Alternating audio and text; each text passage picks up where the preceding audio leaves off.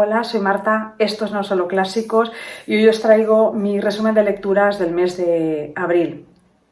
A lo largo de este mes he leído géneros que no estoy tan acostumbrada a leer porque normalmente llevo mucho tiempo leyendo casi en exclusiva novelas.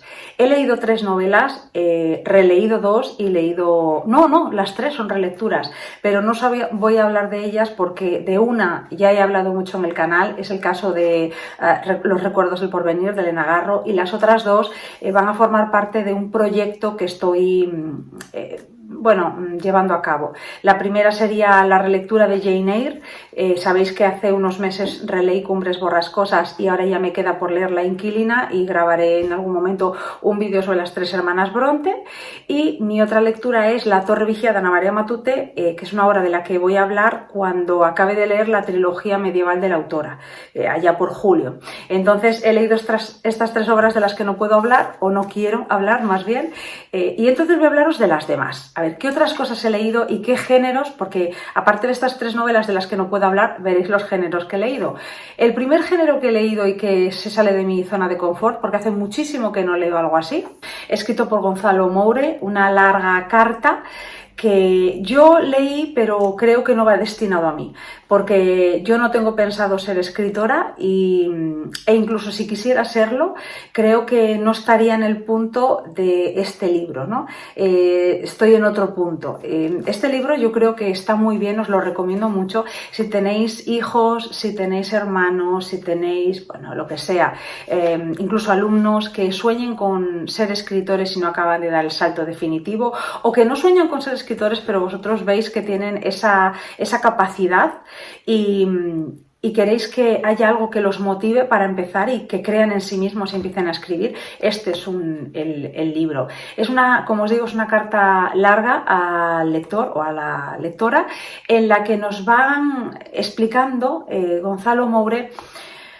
cómo enfrentarse a la página en blanco, cómo motivarse y esos primeros consejos para empezar a escribir. Lo hace de una manera preciosa, casi intimista, casi como si el libro no fuera para que lo leyera cualquiera, como si estuviera escrito para que lo leyeras exclusivamente tú, y me parece precioso. Es cierto que este libro, ya os dije que no era para mí, yo lo leí, no me lo voy a quedar porque creo que no le voy a sacar partido, y conozco a una adolescente que sí que le va a sacar partido y entonces va directo para ella, porque espero que se anime y algún día quiera ser escritora. En segundo lugar, he leído 2 libros de relatos y tengo que decir que uno me maravilló y el otro, tristemente para mí, me decepcionó.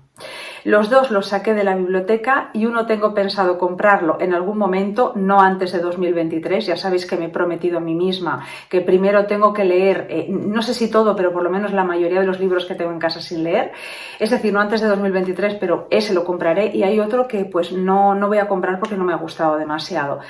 Sé que os va a sorprender porque llevo dándoos la lata con esta autora un tiempo, no sé si por aquí, pero por lo menos por Instagram sí, y a la gente que me conoce y habla conmigo habitualmente de libros le llevo dando la lata mucho tiempo. Me estoy refiriendo al libro de cuentos de Mariana Enríquez. Qué decepción, de verdad. Qué decepción. A ver cómo me explico para dejar claro el porqué de la decepción. Sí, yo entiendo que tenía las expectativas muy altas y que esas expectativas me han jugado una mala pasada, pero creo que no solamente problema de las expectativas, sino de que los relatos no son homogéneos. Es decir, es un libro en el que nos encontramos relatos francamente buenos con otros que yo diría que más que cuentos son como pequeñas anécdotas que están por desarrollar. O sea, esa fue mi sensación. Sí, sé que alguno me dirá en comentarios, bueno, la teoría del iceberg. Entiendo la teoría del iceberg, entiendo eso que se dice de que el cuento es como un iceberg, que solamente se contaría la parte del iceberg que se ve por encima del agua, pero debajo hay mucha más y tiene que ser evocador y tiene que dar la sensación al lector de que hay mucha más historia ahí y demás. Sí, yo entiendo eso de la teoría del iceberg. El problema es que de verdad me pareció que Mariana Enríquez había tomado apuntes en algunos de los relatos, había empezado a escribirlos, pero sin llegar a desarrollarlos del todo. Habían aparecido incluidos en este cuento. No sé si alguien más ha tenido esta sensación cuando lo ha leído. Pero claro, escribe muy bien, o sea, eso no se le puede negar. Yo creo que tiene unos 5 relatos que son francamente asombrosos. El que da título al libro está al final, es el último y es impactante, es una historia de mujeres y fuego y tampoco quiero entrar mucho más en detalle porque quiero que lo leáis. Creo que estos relatos son como para sumergirse sin saber demasiado de ellos. En la lectura conjunta que hice en el canal de este libro de relatos, salieron muchísimos temas en relación a este último cuento, debatimos muchísimo. También me gustó mucho el primero, El chico sucio, me gustó mucho. Pablito clavó un clavito también. Y otro que no recuerdo el título, pero bueno, brevemente el argumento va de una mujer que va en un coche con su prima y su marido a Paraguay en la época de la dictadura de este país. No recuerdo el título ahora mismo, si os digo la verdad. Para mí ese fue mi favorito, los que se van a Paraguay. Ese es el que más me gustó. Pero todos estos que os he nombrado, y no sé si me queda alguno más, me parecieron fabulosos. Están muy bien escritos, muy bien desarrollados, muy bien construidos y en muy poco espacio la historia llega a ser muy profunda. Pero francamente, el resto me he quedado un poco... como que no, muy fría, me han dejado muy fría. ¿Qué temas nos encontramos en Mariana Enríquez? Pues temas como las enfermedades mentales, la dictadura de Videla, las desapariciones como un tema un poco colateral a las dictaduras. ¿Qué más? La anorexia, los problemas que tienen que ver con la alimentación, la soledad, la incomunicación, las drogas, y luego se recrea, eso es cierto, en un universo muy truculento, que de hecho hay gente que cuando lo estaba leyendo, hubo gente que abandonó la lectura de los relatos por el impacto que le causó. Yo lo entendí. Es cierto que a mí no me causó así un impacto de esa manera, pero la verdad es que no llegaron a convencerme todos. A ver, es cierto que los libros de relatos suelen ser, a ver cómo lo digo, no suelen ser homogéneos, es decir, no suelen ser todos los relatos, habitualmente no están todos los relatos al mismo nivel. Suele haber relatos muy buenos con otros más, bueno, pues un poco más mediocres o construidos un poco más por encima, pero es que yo me esperaba que Mariana Enríquez fuera genial en todos los relatos. ¿Esto significa que yo no voy a leer más a Mariana Enríquez? No, yo de cabeza creo que este verano, o por lo menos en el otoño próximo, leeré Nuestra parte de la noche. Pero no porque estos relatos, estos cuentos me hayan dejado con ganas de leer a Mariana Enríquez, porque debo decir que no, sino porque la gente que me ha hablado de la novela y gente en cuyo criterio confío mucho me han dicho que es maravillosa, y es más, me han dicho no la saques de la biblioteca, cómpratela porque la vas a querer tener. Así que les voy a hacer caso porque confío en su criterio. Así que sí, voy a leer a Mariana Enríquez, pero por lo que me han dicho de ella, gente que confío, en quien confío, perdón, no por las ganas que me haya quedado después de leer estos relatos que han sido para mí una decepción. Yo creo que la primera gran decepción del año. Y repito, no es que sea un mal libro, es que es un libro que tiene 5 relatos absolutamente asombrosos, pero un montón de relatos de relleno también, o esa sensación me quedó a mí. Entonces me ha decepcionado el libro, la verdad. El otro libro de relatos que leí es La balada del café triste. ¿Cómo decirlo? Si el de Mariana Enríquez me decepcionó esperando mucho de él, este me maravilló, a pesar de que había esperado mucho más aún que del de Mariana Enríquez. Yo leí hace unos años El corazón es un cazador solitario, una novela de Carson McCullers que me pareció maravillosa, y mi idea era seguir leyendo a la autora, pero al final, por una cosa o por la otra, porque siempre hay tanto que leer, no había vuelto a ella hasta ahora. También es una lectura conjunta con un grupo de lectura con el que comparto muchas cosas, no solamente libros, no hablamos de literatura y de todo en general. Ellos se llaman a sí mismos los segundones. Para mí su nombre debería ser los primerones, pero ellos se llaman a sí mismos los segundones. Que lo expliquen si quieren por qué se llaman así a sí mismos.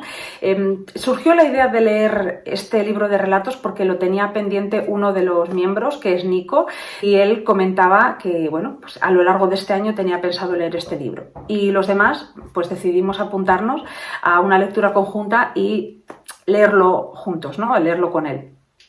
Aquí sí que es cierto que yo creo que casi sin excepción todos nos quedamos enamorados del estilo, de los personajes, de la profundidad. Estos cuentos son una cosa completamente asombrosa. A mí me parece que Carson McCullers es como de las autoras más geniales del siglo XX, sin lugar a dudas, por lo menos en mi opinión. A ella la podemos enmarcar dentro de esto que se denomina el gótico sureño. Si os interesa saber lo que es el gótico sureño, tengo un vídeo que, si me deja YouTube o soy capaz de ponéroslo por aquí arriba, os lo pondré, y si no lo voy a dejar en la caja de descripción. Tengo un vídeo en el que, con motivo de Halloween, os recomiendo una novela de terror, y antes de esa novela de terror os hago una brevísima introducción sobre lo que es el gótico sureño. Si os interesa podéis ver ahí lo que es. Carson parece que es amiga mía y que la conozco de toda la vida, ¿no? Carson McCullers entronca con este tipo de literatura, y nos encontramos cosas muy habituales en esta literatura del gótico sureño, como lo son los personajes extravagantes y fuera de lo común, personajes también con taras físicas, el tema del alcoholismo, la soledad, la incomunicación. Bueno, las reflexiones acerca del amor, acerca del ser humano y su valor como tal. Esto es lo habitual que nos vamos a encontrar a lo largo de todo este libro de relatos, que ya os digo, para mí es un 10 absoluto, y yo creo que se va de cabeza al top 10, a una de las mejores lecturas mías del año. Para mí, mi cuento favorito, aunque hay muchos muy bonitos y muy emotivos y desde luego muy bien escritos, por ejemplo el Jockey o el del matrimonio donde ella es alcohólica, no recuerdo el título, Dilema conyugal puede ser el título. Hay muchos, yo diría que todos los relatos son fabulosos, pero el primero, el que da título al libro, para mí es el mejor. Más que un cuento, yo diría que es una novela corta, y es una historia que transcurre en un pueblo en medio de la nada más absoluta, donde una mujer, que es la más rica del pueblo, abre un café por amor. Y es la historia de esta mujer y del hombre que la ama y el hombre al que ella ama, porque es una especie de triángulo amoroso donde tres personas están enamoradas las unas de las otras, pero sin ser correspondidas. No sé si me he explicado con esto. Imaginaos que las personas son A, B y C. Pues A está enamorada de B, B enamorada de C y C enamorada de A, pero ninguno es correspondido. Y vemos lo que es el amor, lo que estamos dispuestos a hacer por amor y por no perder la compañía de la persona amada, y lo que también el desamor puede hacer con nosotros. Además, la descripción de los personajes, del ambiente, los diálogos y todo son absolutamente asombrosos. O sea que este libro os lo recomiendo muchísimo. Si no habéis leído nada de Carson McCullers, os recomiendo tanto su libro de cuentos como su novela El corazón es un cazador solitario. Estoy que parece que hoy no sé pronunciar, caray. Y ya para finalizar, quería hablaros de las 3 obras de teatro que he leído últimamente. Las he leído por cuestiones laborales, porque tenía que explicarlas en clase. Son de 3 países y de 3 épocas muy distintas. Son relecturas, yo las había leído de jovencita hace muchos años cuando era estudiante, y volví a reencontrarme con ellas y me gustaron mucho las 3. La primera sería esta, Antígona de Sófocles, una de mis obras favoritas junto con Edipo Rey. Edipo es el padre de Antígona, de hecho, y la historia de Antígona es una historia relativamente sencilla, pero con una enorme profundidad. Antígona, el gran conflicto de esta obra es que Antígona desea enterrar a su hermano, como Dios manda, y bueno, como los dioses mandan en todo caso, ¿no? Y el rey, que es también tío de la propia Antígona, lo prohíbe porque considera que el hermano es un traidor y que debe quedar a la intemperie para que lo coman las alimañas. Pero Antígona desea hacer eso porque es casi su obligación como hermana, su derecho y su obligación como hermana, que tenga un entierro digno. Aquí entraría en juego la dicotomía entre ¿qué prima, no? La ley de los dioses o la ley de los hombres, la ley del rey. ¿Hasta qué punto una mujer puede rebelarse contra las disposiciones regias, ¿no? del rey? Es una obra muy, muy profunda, que quizás entendáis mejor si también leéis a Edipo Rey, que bueno, también habla del destino trágico y de hasta qué punto a Antígona le afecta o le influencia en su vida quién es Edipo y quién es su madre.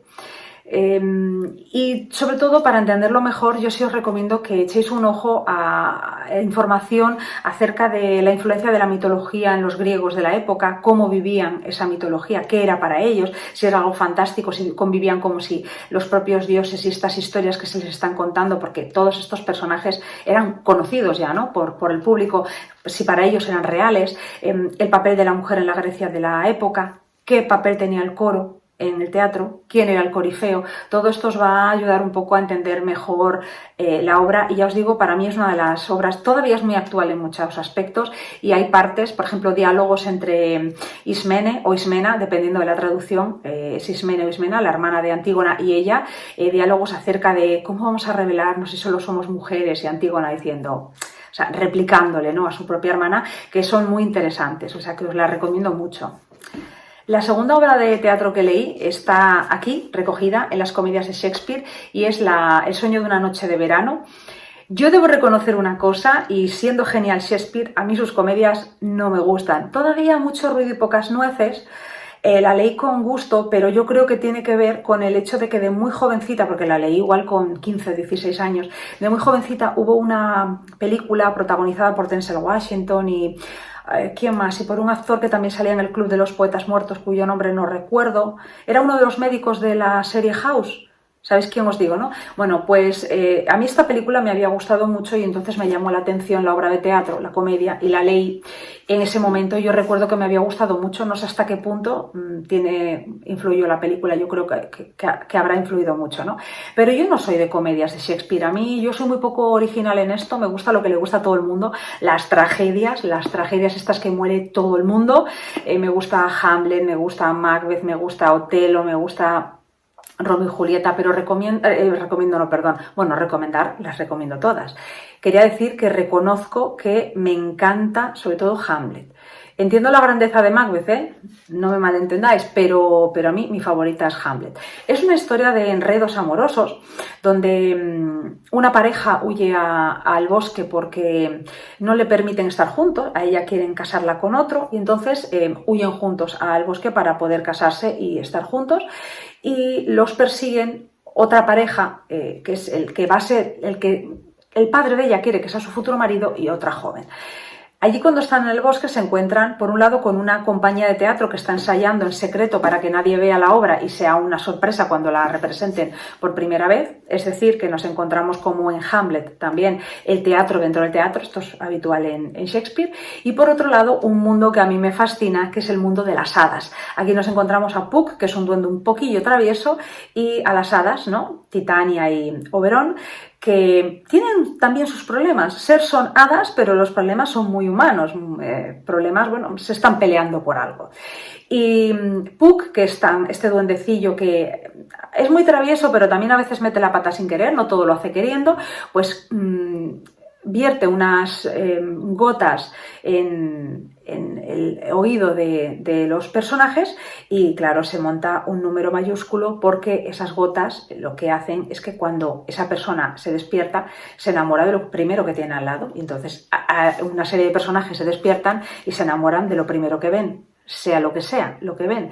Y entonces, bueno, provoca la risa, habla sobre las apariencias también, si podemos creernos todo lo que nos dicen, ¿no? Porque hay gente que declara, personajes que declaran locamente el amor a alguien, su amor a alguien, pero no aman a esa persona, sino que lo que hacen es estar, digamos que hechizados. Entonces habla de las apariencias, de los engaños. Es muy divertida, al final, bueno, pues es una comedia, aquí no muere nadie, ¿no? Porque en Shakespeare normalmente las tragedias muere hasta el apuntador, como se suele decir.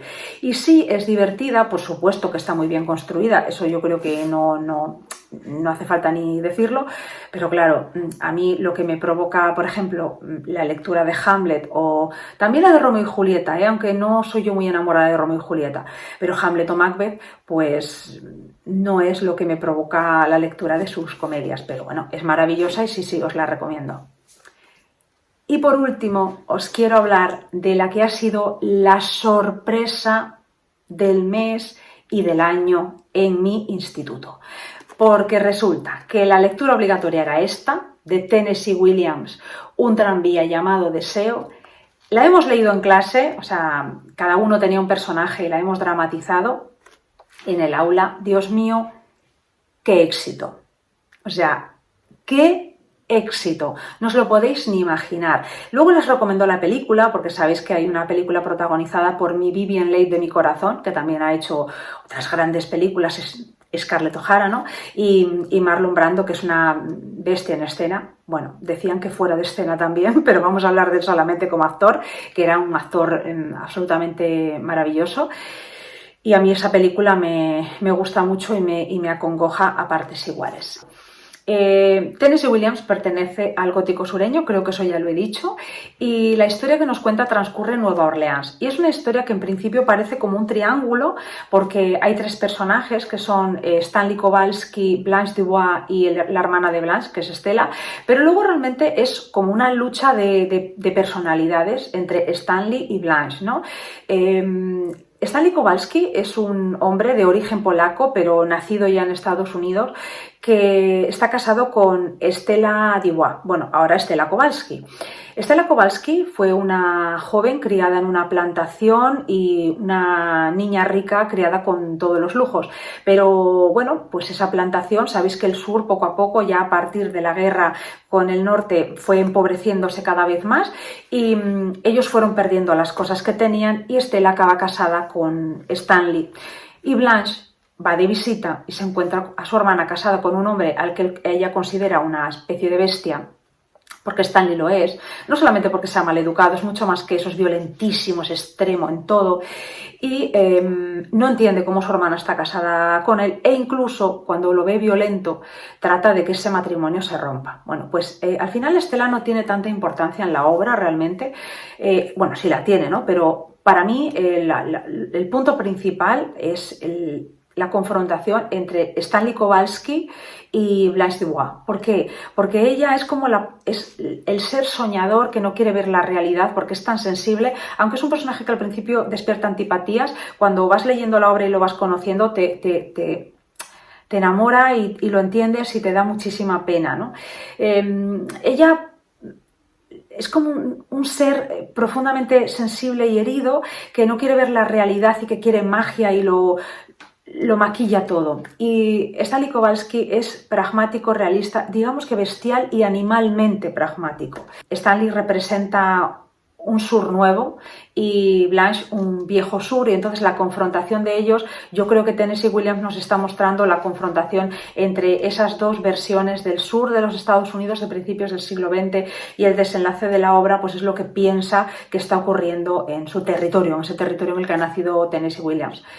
Bueno, estas han sido mis lecturas de este mes. Ya veis que como de 3 no puedo hablar porque son proyectos para el futuro, el vídeo se queda un poco cortito. Recomiendo cosas distintas y eso me gusta porque parece como que solo leo novela. Y es que es cierto, solo leo novela. Este mes ha sido una cosa extraña. He leído estos 2 libros de cuentos y he leído 3 obras de teatro, pero por lo general yo lo que leo es... Bueno, ya sabéis lo que leo yo porque me lleváis viendo algunos desde finales de agosto de 2021. Bueno, quería dar las gracias por todas las recomendaciones del vídeo anterior, ese vídeo que grabé diciendo que no voy a comprar libros. Mirad, voy a hacer como en Alcohólicos Anónimos, voy a ir contabilizando los días. Llevo 1 semana y 3 días sin comprar libros. Por favor, que la gente me felicite porque me siento la reina del mambo. De verdad, yo estaba tomando ya una deriva de empezar a comprar libros que yo decía, esto ya es una locura. O sea, ¿cuándo voy a leer los libros que estoy comprando? No, hay que parar, hay que tener cabeza y leer lo que ya tienes en casa, no esto de acumular y acumular. Y entonces por eso he tomado esa decisión. Muchas gracias porque me sirvió de muchísima ayuda. El que está ahora mismo en mi mesita de noche es el de Patti Smith, porque la gente que me comentó sobre Patti Smith, una persona concretamente, cuando hable del libro pondré su comentario, me pareció tan precioso lo que me dijo, que yo dije, Dios mío, como tengo ese libro en casa y yo no lo he leído, y bajé corriendo, cuando está leyendo su comentario, bajé corriendo por el libro y digo, a la mesita de noche que esta noche lo empiezo. Y efectivamente, esa misma noche lo empecé y es precioso. Pero bueno, ya hablaré cuando termine mayo y os hable del resumen de lecturas. Muchísimas gracias por haberme escuchado y hasta la próxima. Chao.